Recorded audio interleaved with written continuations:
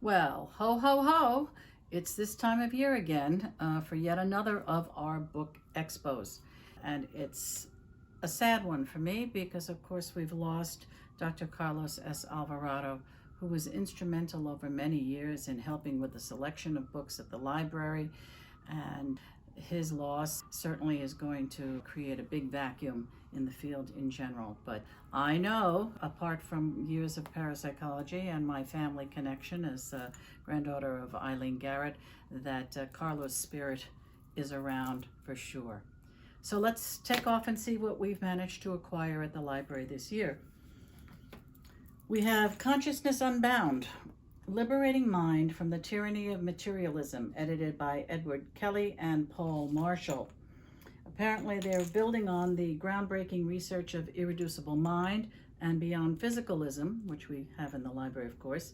Ed Kelly and Paul Marshall gather a cohort of leading scholars to consider the significance of extraordinary experiences for our understanding of reality, currently emerging as a middle ground between warring fundamentalisms of religion and science.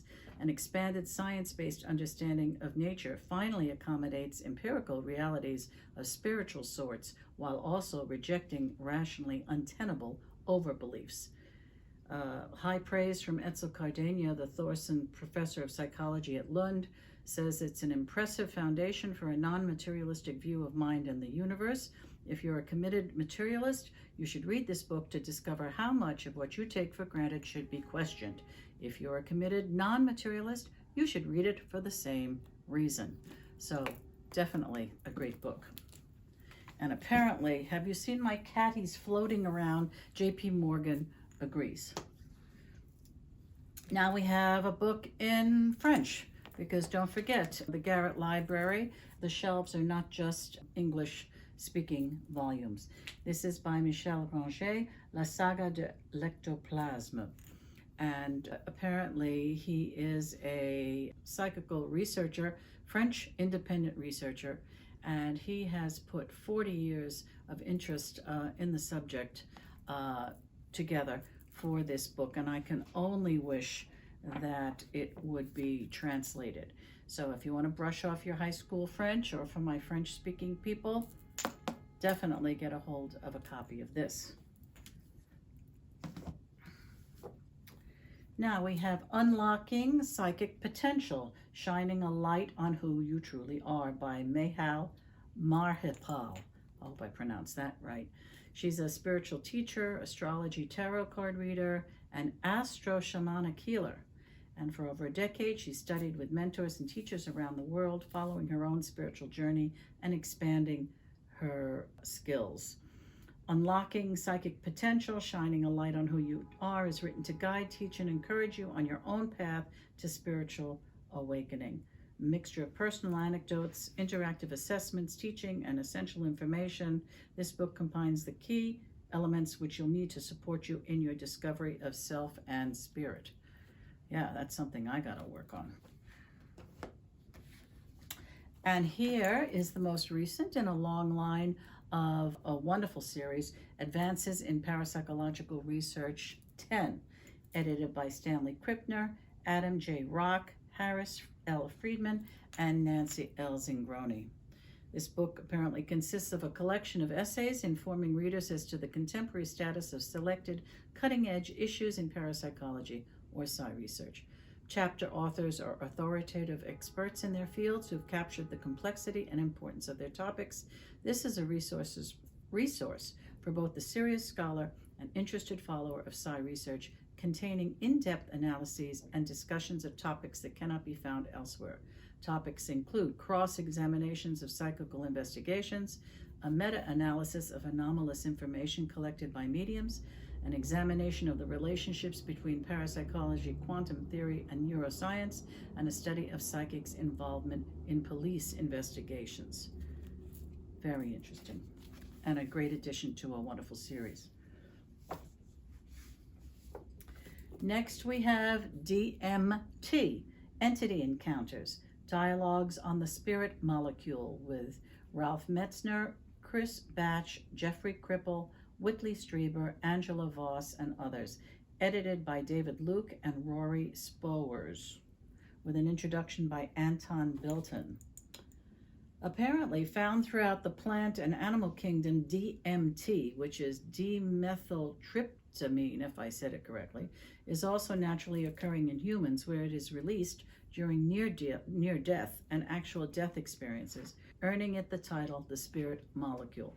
When taken as a psychedelic, either via ayahuasca or in pure form, DMT is experientially considered to be the strongest and strangest of all entheogens.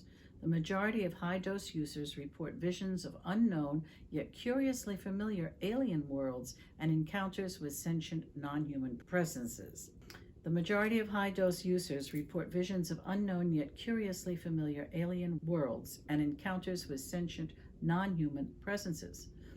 At a 4-day symposium in England in 2017, 20 of the world's psychedelic luminaries gathered to discuss the entity encounters, consciousness expansion, visionary experiences, and the future of research in this field. Contributors to the talks and discussions include many leading thinkers. I listed them in the beginning. Apparently, the book distills the potent exchange of ideas that occurred at this meeting, including discussions about DMT beings, encounter experiences, alien abduction, plant sentience, the shamanic use of ayahuasca, neuroscientific DMT research, the connections between LSD and DMT entities, and the nature of mind and reality. Now, I know way back when I was a kid, I remember Garrett was herself very interested as a participant in the early drug work, so I'm glad to see that this is coming back to the fore, and I can't wait to poke my nose into this tome. Now we have Silicon by Federico Fagan, From the Invention of the Microprocessor to the New Science of Consciousness. Apparently, he was the creator of the microprocessor, which launched the digital age, the key technology allowing unprecedented integration and the design of the world's first microprocessor, the Intel 4004, were the achievements of Federico Fagan. Shrinking an entire computer onto a tiny and inexpensive piece of silicon would come to define our daily lives, imbuing myriad devices and everyday objects with computational intelligence. In Silicon, internationally recognized inventor and entrepreneur Federico Fagan chronicles his 4 lives: his formative years in war-torn northern Italy, his pioneering work in American microelectronics, his successful career as a high-tech entrepreneur, and his more recent explorations into the mysteries of consciousness. In this heartfelt memoir, Fagan paints vivid anecdotes, steps readers through society-changing technological breakthroughs, and shares personal insights as each of his lives propels the next. Very interesting bio, I read that.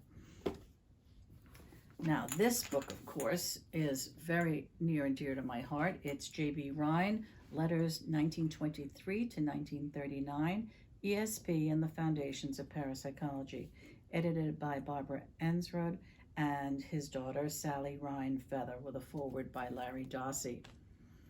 During the 1930s, a new approach to exploring human consciousness began at Duke University with Professor J.B. Rhine's experimental research on extrasensory perception, or ESP.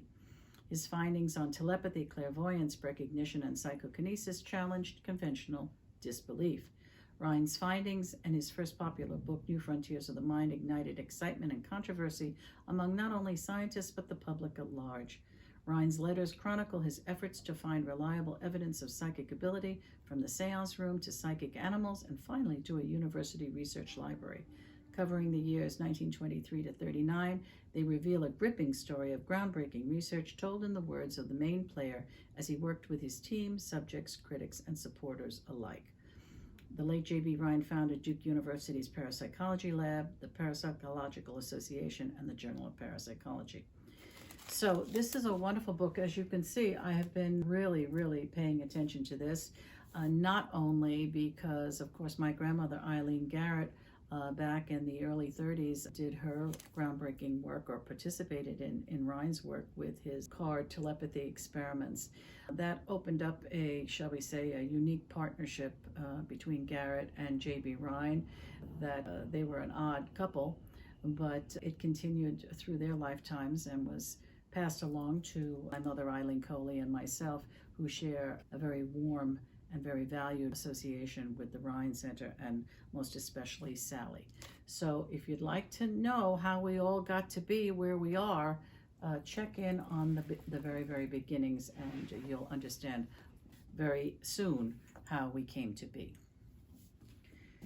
Now, I have some other books at the library, mea culpa, and I don't have them with me, so I can't off the top of my head remember their titles. But I do have 3 books that are on order, so I can't show them to you, but I'm looking very much forward to March 1919. Listen to me, I am a dinosaur.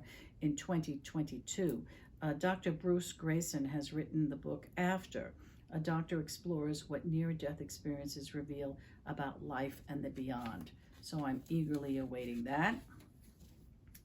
Also on order is Adventures in Psychical Research, a medical doctor's explorations of the nature of consciousness and its survival to bodily death by Dr. Piero Calvi Parisetti. And still waiting for Spirituality and Mental Health Across Cultures by Alexander Morea Almeida, Bruno Paz Maschiero, and Dinesh Bugra. And my apologies if I have mispronounced their words, but I'm sure it'll be worth your while to pick up a copy of Spirituality and Mental Health Across Cultures. So those are the books going to be cataloged and onto the shelves, but I also want to toot our horn, or toot the horn of this new journal, the Journal of Anomalous Experience and Cognition, or JAX, J-A-E-X. This is volume 1. It will not be in hardcover. It is, a no-fee, open access, university-based, multidisciplinary journal. But the editor-in-chief, Etzel Cardenia, was kind enough to create a couple of hard copies for the very first volume, of which I managed to get my grubby little hands on, because we're particularly proud at Parapsychology Foundation to stand as publisher. The journal, as I mentioned, is the editor-in-chief is Etzel. It's maintained by Lund University and sponsored by the Center for Research on Consciousness and Anomalous Psychology, better known as CERCAP. It's going to provide a forum for rigorous study of anomalous experience and cognition. So who gets anything free nowadays? So I think you should all get onto your computers and look up the Journal of Anomalous Experience and Cognition. The first issue is out, and it's a wonderful effort. It also has a very moving tribute to the late Carlos Alvarado.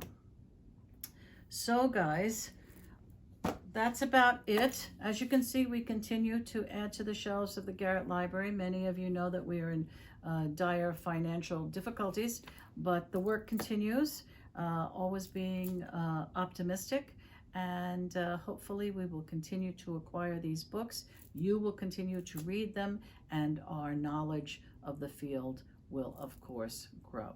So everybody at Parapsychology Foundation wishes you a happy holiday, Merry Christmas if that's where you're going, and if not, happy Hanukkah, happy Ramadan, whatever it is, but a happy and a healthy, please, 2022.